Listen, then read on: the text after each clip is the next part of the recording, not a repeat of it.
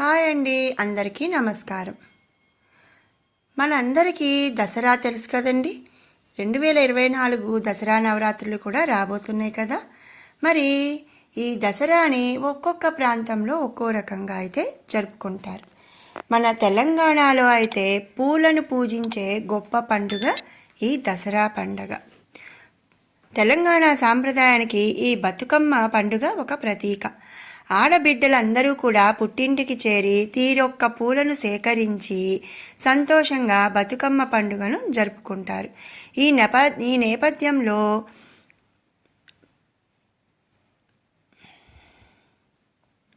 బతుకమ్మ సంబరాలు మహాలయ అమావాస్య నాడు ప్రారంభమై ఆశ్వయుజ అష్టమితో ముగిస్తాయి. ఈ 9 రోజులు కూడా తెలంగాణలో ఆడబడుచులు రోజుకొక రూపంలో బతుకమ్మను కొలుస్తారు.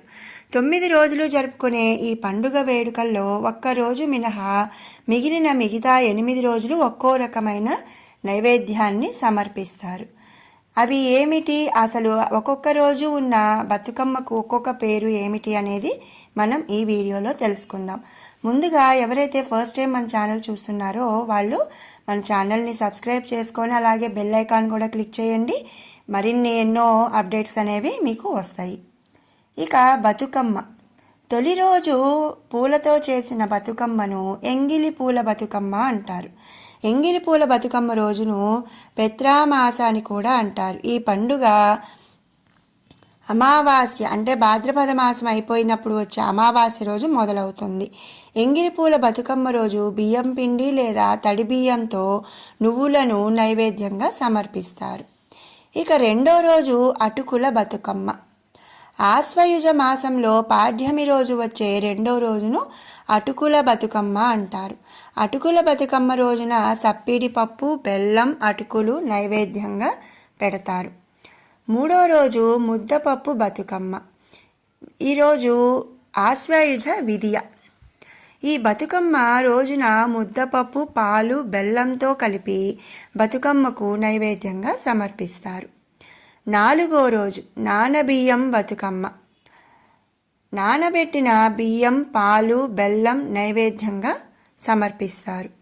ఇక ఐదవ రోజు అట్ల బతుకమ్మ. అట్ల బతుకమ్మను ఆశ్వీజ మాసంలో 5వ రోజున తయారు చేస్తారు. ఈ రోజున గోధుమ అట్లు లేదా బియ్యం పిండితో చేసిన అట్లను అమ్మవారికి నైవేద్యంగా సమర్పిస్తారు. 6వ రోజు అలిగిన బతుకమ్మ. ఆశ్వీజ మాసంలో వచ్చే పంచమి రోజు ఈ బతుకమ్మను తయారు చేస్తారు. ఈరోజు బతుకమ్మ అలకబోతుంది కాబట్టి బతుకమ్మను పేర్చరు, ఎలాంటి నైవేద్యం కూడా సమర్పించరు. ఇక 7వ రోజు వేపకాయల బతుకమ్మ. ఆశ్వీజ మాసంలో 7వ రోజు ఈ బతుకమ్మ పేరుస్తారు. నైవేద్యంగా వేప చెట్టు పండ్ల ఆకారంలో ఉండే సకినాల పిండితో వంటలు తయారు చేసి అమ్మవారికి సమర్పిస్తారు. ఇక 8వ రోజు వెన్నముద్దల బతుకమ్మ. ఆశ్వయుజ మాసంలో 8వ రోజు ఈ బతుకమ్మను తయారు చేస్తారు. నైవేద్యంగా నువ్వులు, వెన్నను పెడతారు.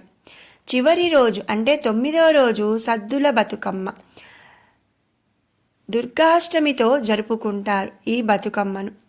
ఈరోజు పెరుగన్నం, చింతపండు పులిహోర, అలాగే నిమ్మకాయ పులిహార, కొబ్బరి అన్నం, నువ్వుల సద్ది వంటకాలను తయారు చేసి బతుకమ్మకు నైవేద్యంగా సమర్పిస్తారు.